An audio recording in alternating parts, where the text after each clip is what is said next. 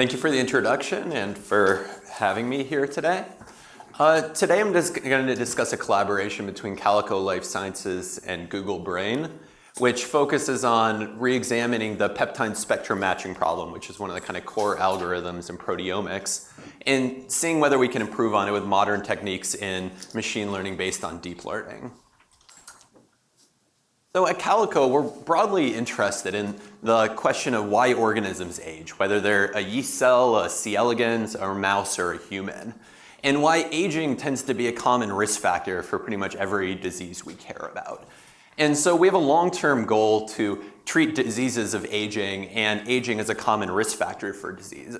And this involves a massive investment in kind of technologies, because we're probably not going to solve this in the next 5 years, 10 years, maybe 50 years. But we really want to, take that long view in approaching this problem.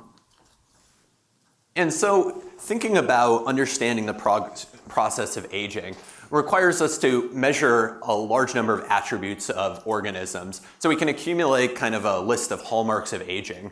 And then we can think about how these progress over time for individuals, how they vary across individuals, and what kind of genetic and environmental factors maybe modulate how an organism's age and how that maybe affects whether it lives a longer or shorter time. And as part of this process, finding biomarkers that allow us to know whether an organism is going to live a shorter or a long time or how it's aging is crucial to our mission. To that point, mass spectrometry is a great technology for being able to probe the functional state of an organism. And because it allows us to measure heterogeneous populations of biomolecules. In proteins, we can measure, through proteomics, we can measure many different proteins. So we can also think about modifications of proteins, whether they're enzymatic like phosphorylation or non-enzymatic like glycation, that may all be functional in the process of aging. And we're also interested in other kind of analytes like metabolites and lipids that might be crucial to the aging process. And so with these kind of technologies, we can broadly think about profiling analytes that are associated with age or lifespan.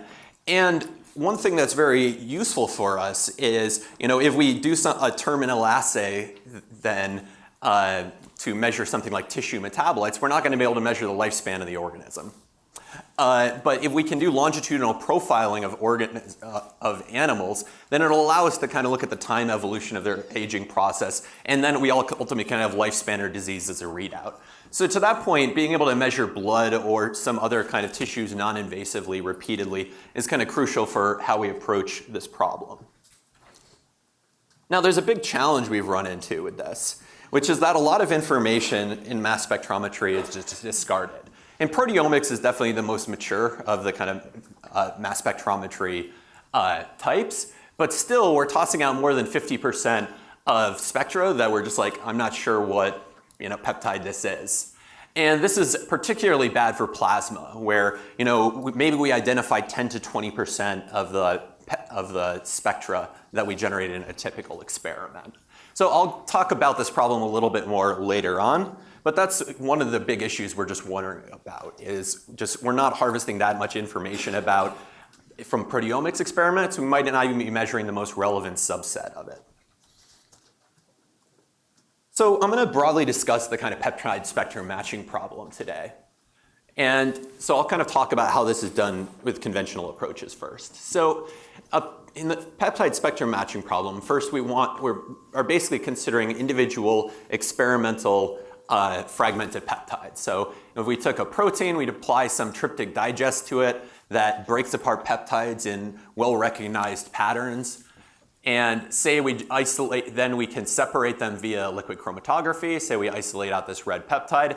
Then we would use mass spectrometry to fragment it and generate a bunch of ions that have some information about its identity.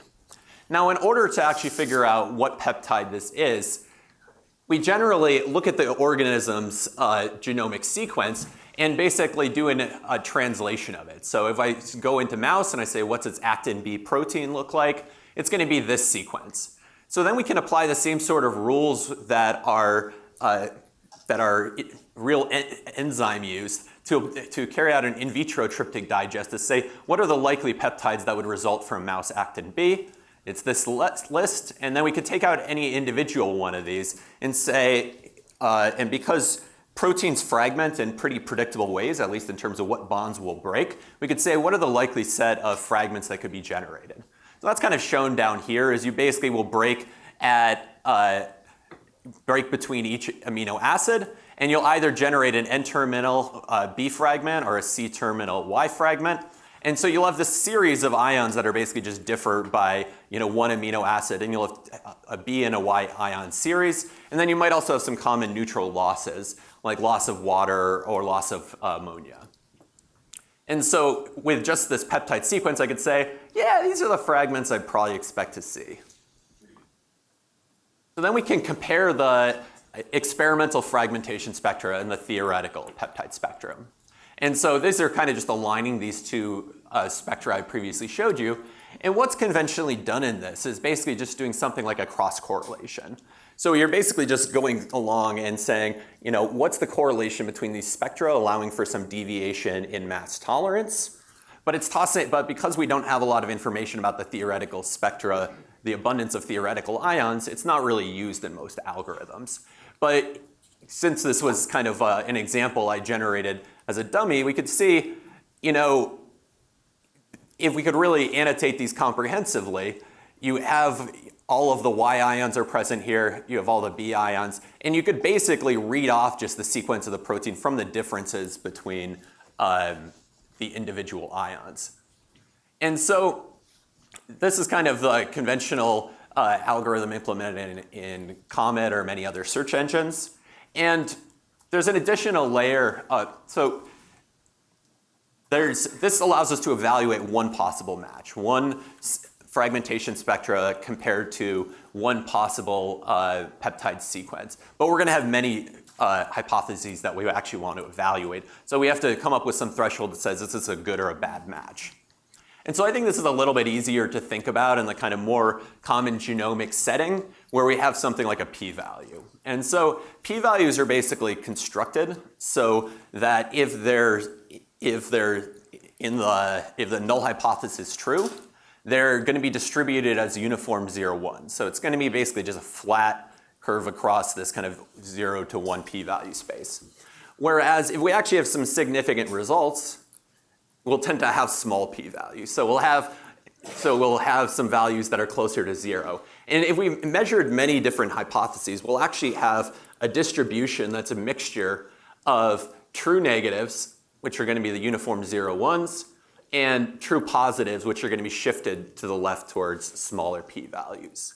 And so the process of FDR control is basically trying to find some cutoff that shows a large enrichment of essentially the expected true positives compared to just the density we would expect just due to this uniform 0, 1 distribution.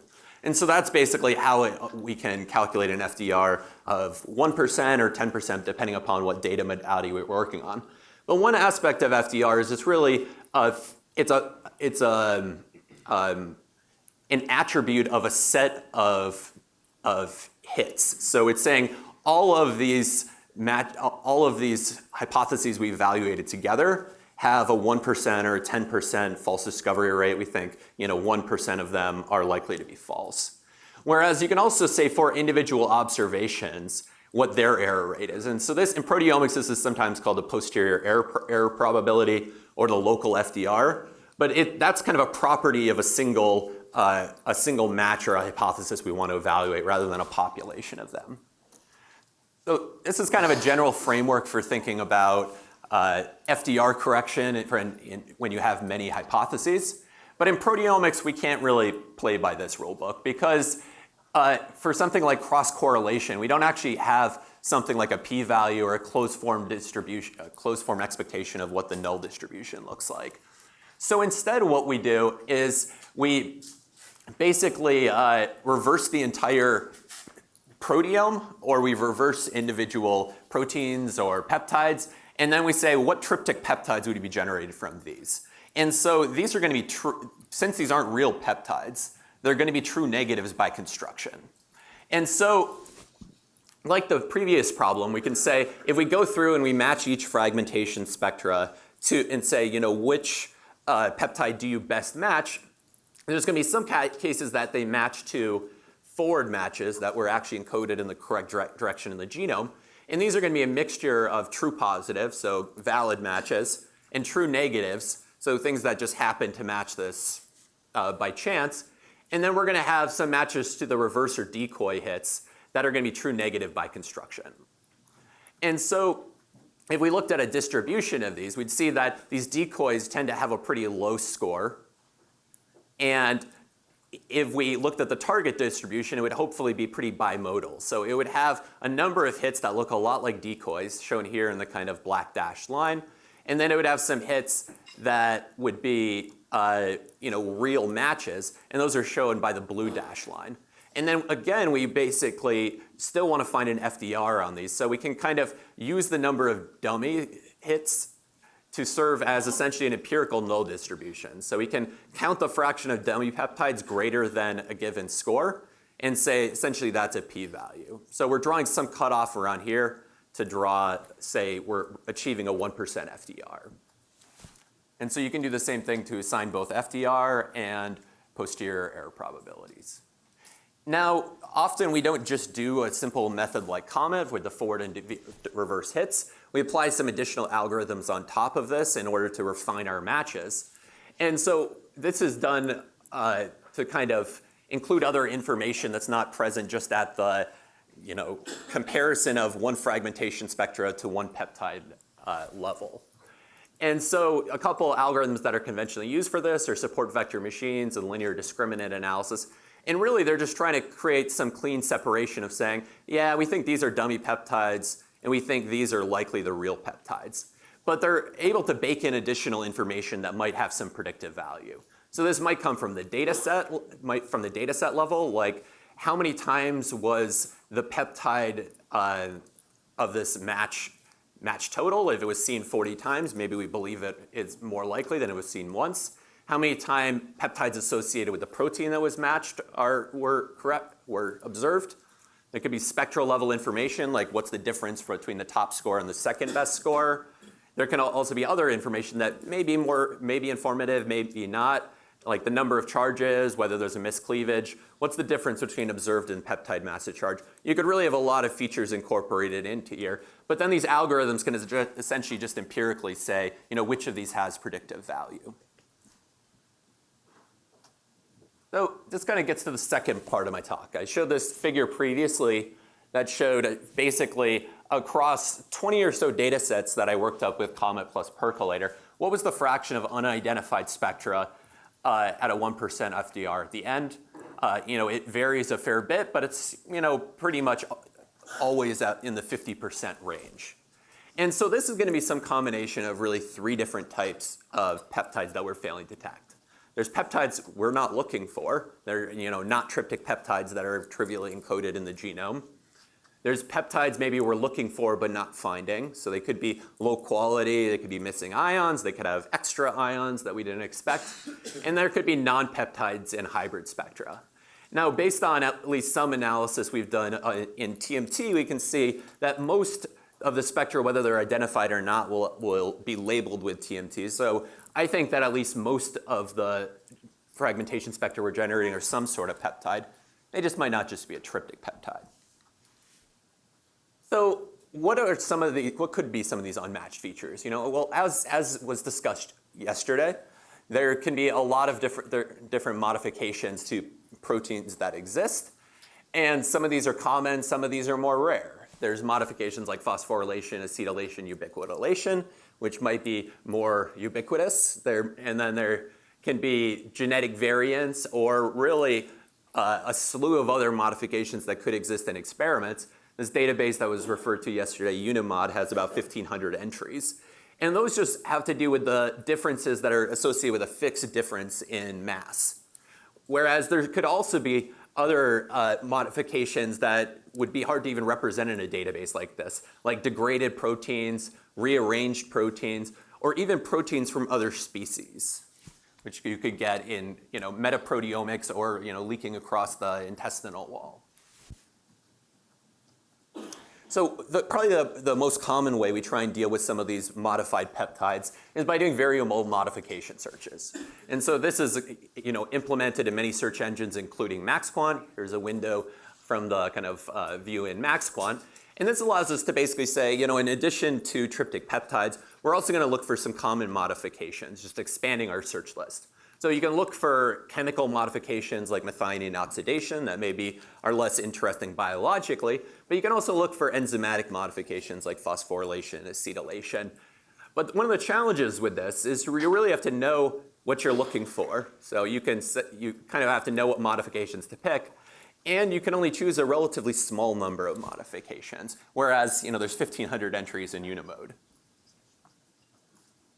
So an alternative approach that's been explored is really opening the search space very widely. And rather than searching for very fixed mass discharge windows that an individual experimental spectra could be scored against, really searching a very wide Dalton range in order to say, are there good matches within this window? And so this is called an open search.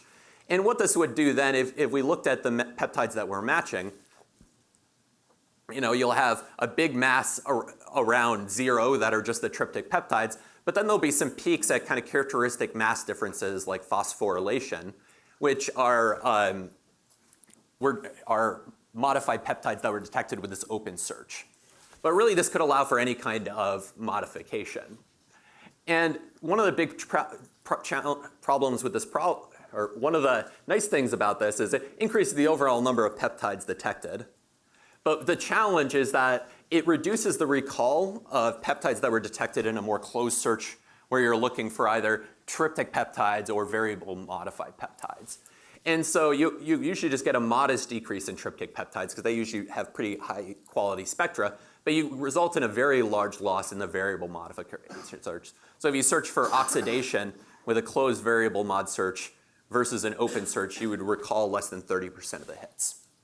So this kind of raises the question of, how can we really expand the search base to be able to search a larger fraction of the proteome in terms of what candidates of fragmentation spectra could match, while still maintaining a high recall, still being able to pull out high quality features and not essentially getting killed by the FDR of just the massive search space increasing and the possible number of false positives increasing with it. And so this is where I'm going to kind of segue into discussing deep learning, which is a way of maybe thinking about how we could extract more meaning from mass spectrometry data in a way that we'd be able to search the space more effectively, both to recall, pull out low quality peptides, but also to have higher confidence in those calls. Now, over the last decade, deep learning has really taken over the machine learning field. And it's particularly been impressive in terms of increased understanding of images, where in using this kind of data set of ImageNet, which is a set of images annotated with some tags, there's basically been, over the last decade, it's moved from kind of traditional computer vision to increasingly more impressive deep learning algorithms, which are now have better than human performance in kind of annotating images. So what this kind of annotation might have looked like circa 2010 would be, hey, is this a wolf? To maybe 2013, this is a brown bear swimming in water. To more recently, yeah, this is two brown bears sitting on tops of rocks, where this would be determined just from the image. So really the secret to deep learning is, while machine learning for a long time has depended upon feature extraction, where people would look at a data set and experts would extract possibly informative features of it.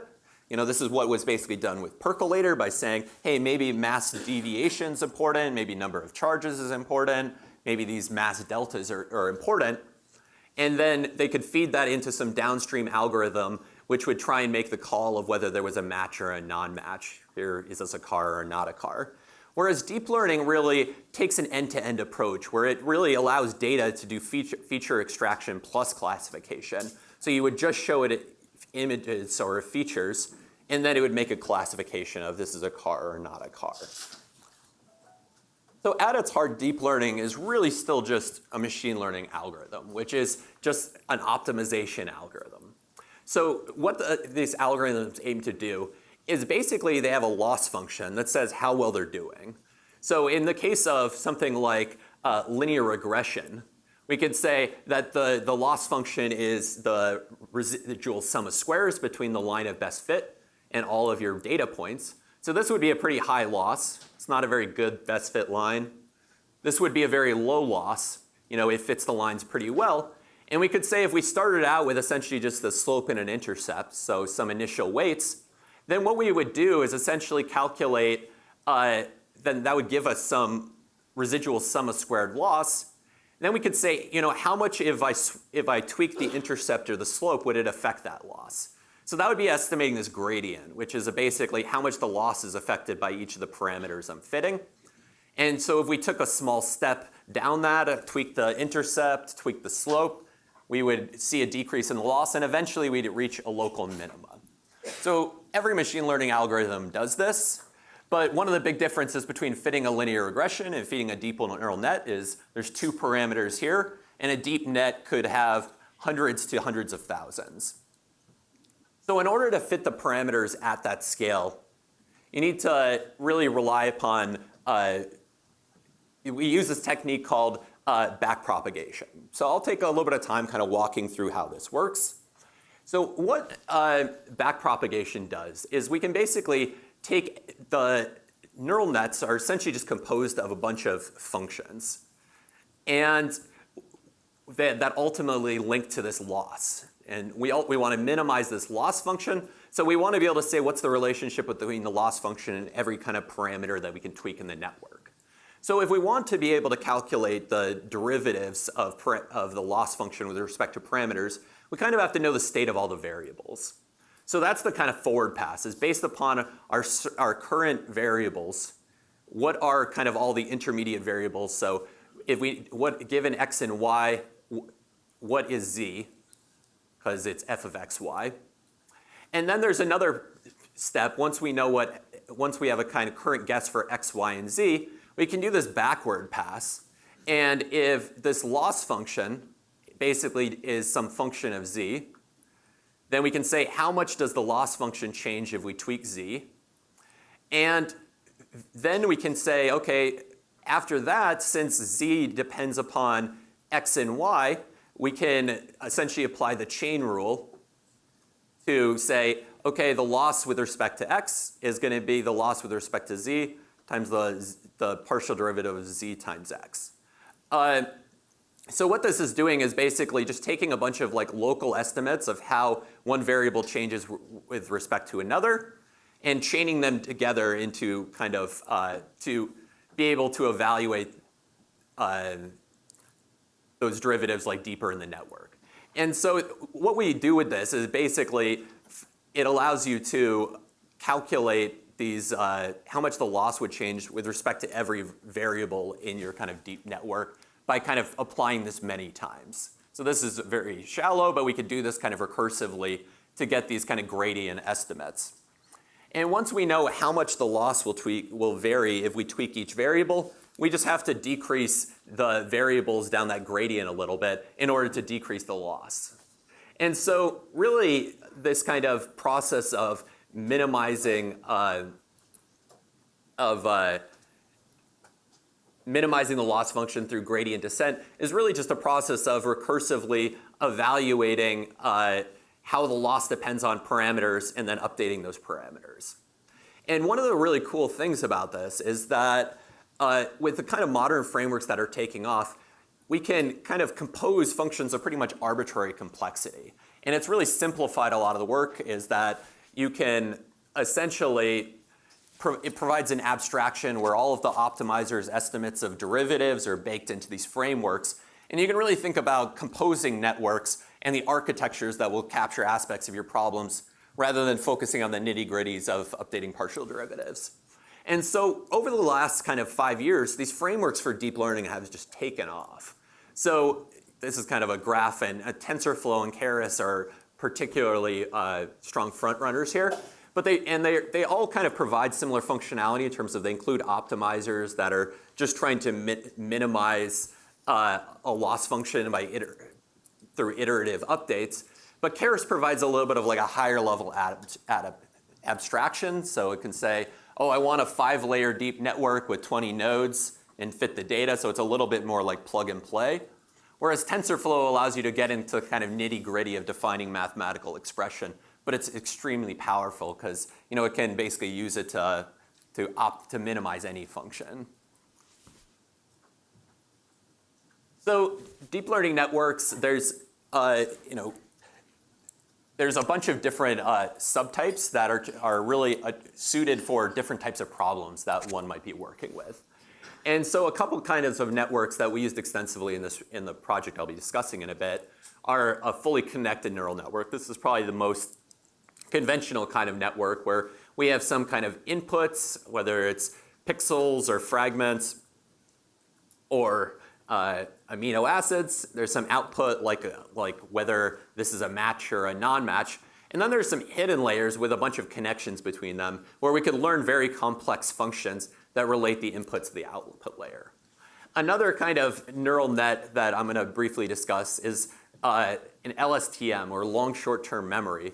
And what LSTM is particularly good at is encoding sequence information. So it can take in some sequence of values, whether it's over time or over space, like using a peptide, and it can kind of learn whether it needs to capture more kind of short-range information, like what the previous peptide was, or whether it can capture longer-term context, like what happened 20 amino acids ago. And then it can output this information for use in kind of other kind of neural networks. And so deep learning has kind of already taken off in the field of working with proteins. I think there was this result from earlier this year where DeepMind used deep learning to predict protein structures. This is again is an end-to-end prediction where it starts with protein sequence. There's a sequence of neural nets that encode some kind of biophysical rules, but ultimately it's coming at some folded structure. There's also work that's gone into using deep learning to predict the fragmentation of peptides, which is particularly relevant here. And so here it's essentially trying to take a peptide sequence and predict fragment intensities. So there are actually two different groups that published work on this recently.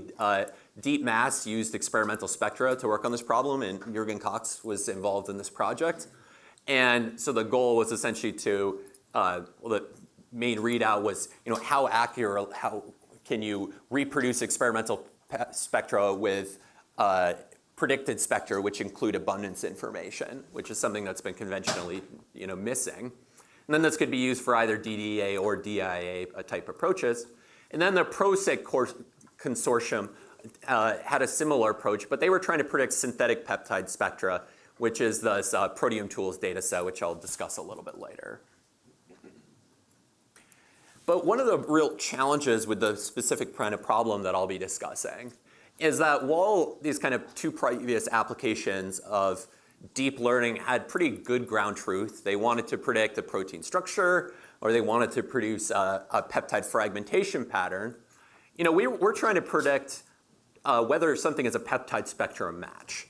And this is a kind of and we don't have a good ground truth for this usually. So we're kind of have to use existing algorithms to define a match. And so that really raised the kind of like philosophical question of, can we develop a model that trains on a conventional algorithm but still outperforms them?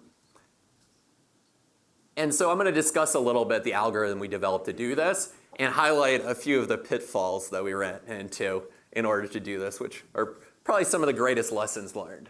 So as I mentioned previously, machine learning algorithms are really just trying to minimize a loss function. And especially when we get into deep learning networks where they're fitting a lot of parameters, they're not necessarily trying to capture the kind of features of your data that you care about. They're just trying to minimize this loss function. So it's pretty easy, if you're not careful, for deep learning models to trick you, and you'll get results that look amazing, but they're really just some sort of overfitting.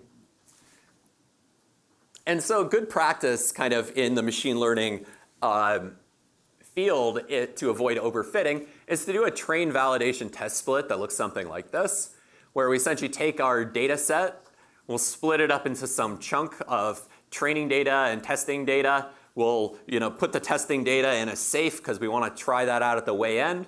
We'll take the training data set and split it up, maybe do something like 5-fold cross-validation, where he trains on subsets of the data, see how our performance is on other subsets to tune our algorithms. So the training will be fitting model parameters. The validation data set will be, how can we tweak our architecture to improve overall performance? And then we'll open the safe and say, how well did we actually do?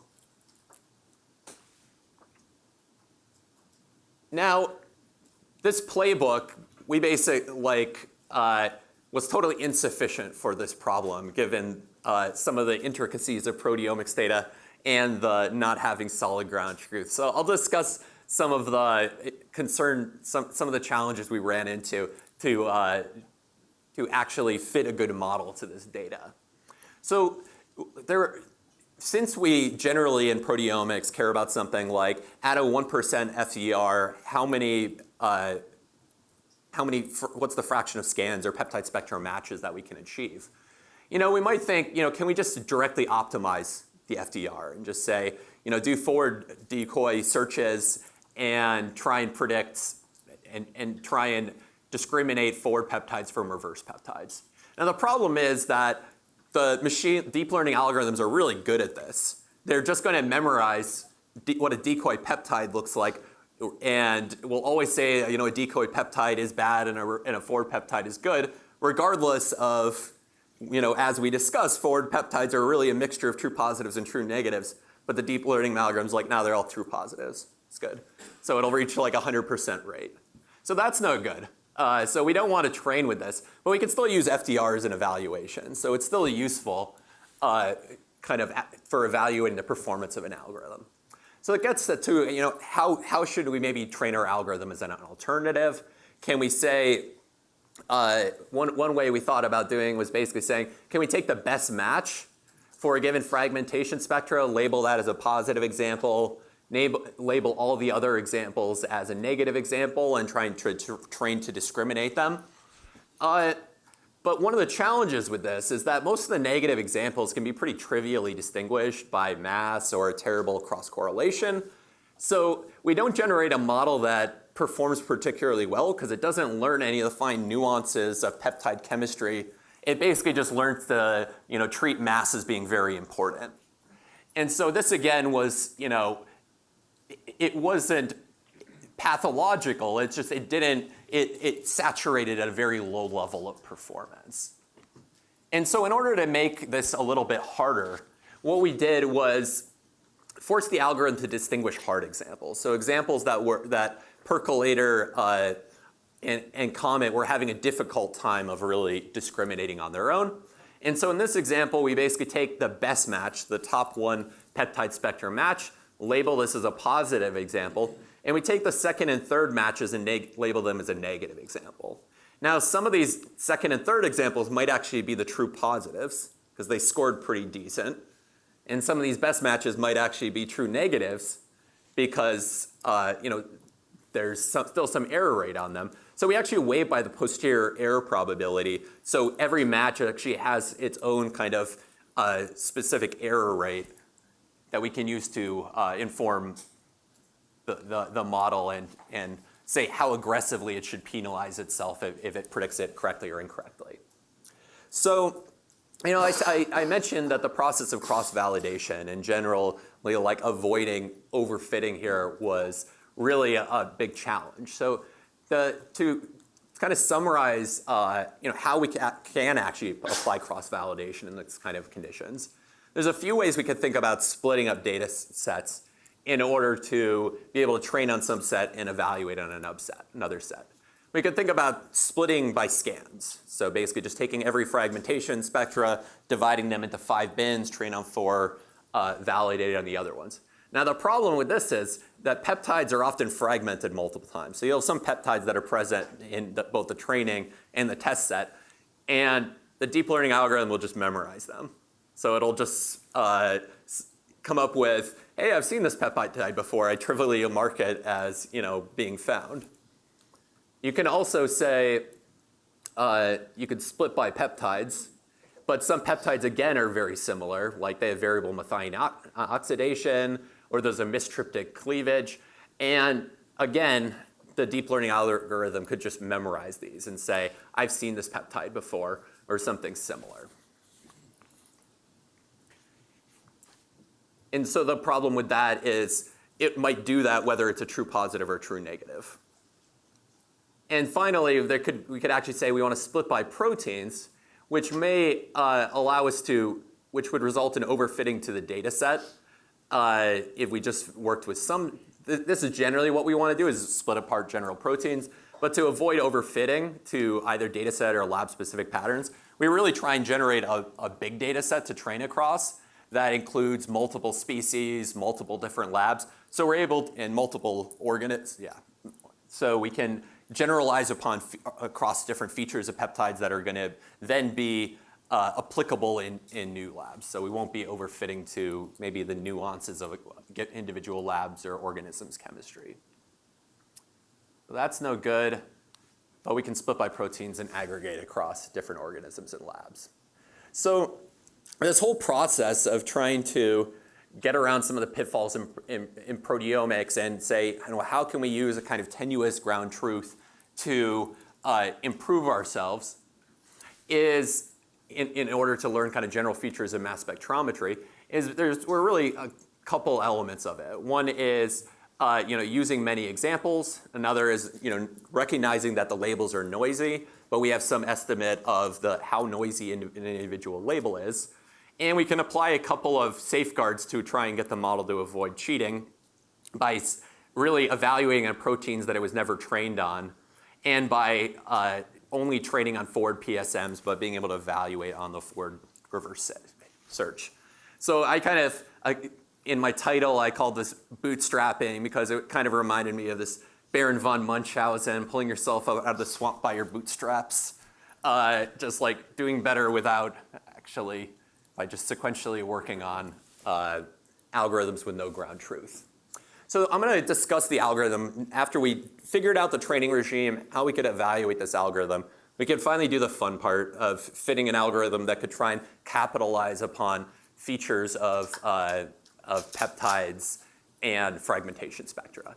And so what we really wanted to do was develop an architecture which could learn the relationship between a peptide sequence, how likely an individual fragment was to be generated, how important a fragment was for identification, and then how all of this could be integrated together to say, this is a match or this isn't a match. So basically, our two inputs for this are some peptide sequence and an experimental spectra. Now, in order to encode essentially informative aspects of the peptide, we use this neural network architecture I discussed previously, the long short-term memory, LSTM.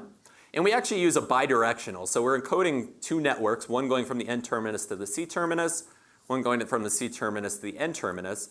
And at each of these, it's outputting some information for a given fragment that's based upon its kind of upstream and downstream context.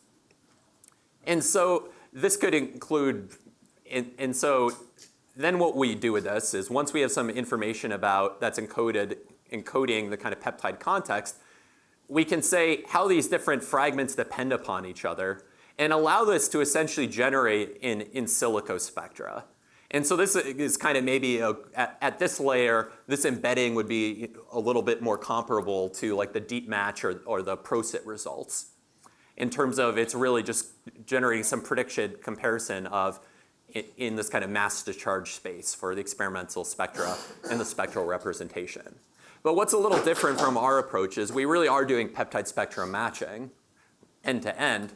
So we then want to combine the experimental spectra and the spectral representation together and be able to encode this into some actual score that looks like something like an X score for us to say, how strong is this match? And one of the cool things about this is if we feed some additional side information like retention time in early, that can actually be kind of conflated with the experimental spectra later on and passed all the way to the score at the end. So we can have information kind of flexibly introduced that can inform the score. So what does this do our overall results look like? Well, this is kind of a standard search on an experimental sample where we benchmarked against Comet and Percolator, which is applying an SVM on top of Comet. And so just looking at the kind of score distributions for Comet versus our method deep match, we can see Comet looks a little bit like we were seeing previously. There's these decoy PSMs, and then maybe a fat right tail of real PSMs, whereas our approach is much more bimodal. We get much stronger discrimination just in this plot of the likely forward matches. We can also say what are the fraction of spectra that are matched at a 1% FDR. And we see a huge improvement over Comet, but that's not super relevant because Comet's not really a leading algorithm. But Comet plus Percolator is a pretty commonly used approach. And we see about a 10% improvement above that on this data set. And so we were pretty happy with that. But one of the questions is really how much headroom is there here? We get up to 42% match rate on here. What fraction of tryptic peptides are actually in this data set is a bit of an unknown. And so ultimately what we want to do is be able to use powerful algorithms like this that are able to more accurately pull information out of networks and apply them to a larger set of matches. And so as kind of a surrogate task for doing this, we took the same data set and basically just added in a bunch of peptides from other organisms. So so we know that given this was a human sample, it's not going to have mouse, yeast, frog peptides. So those were basically just additional kind of dummy peptides we were effectively adding in. And we could say, how much did our algorithm get duped by those? How did its performance decrease when we expanded the search space by adding a bunch of true negatives to it? And we saw that there really wasn't that much of a decrease relative to Percolator and relative to Comet.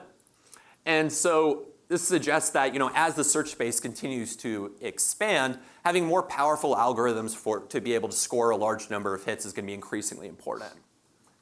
We tried, and one other feature is, because there was so much challenge of actually fitting these algorithms, we wanted to make sure at the end of the day that we didn't have an overfitted algorithm, that we were actually well calibrated in terms of actually realizing a 1% FDR.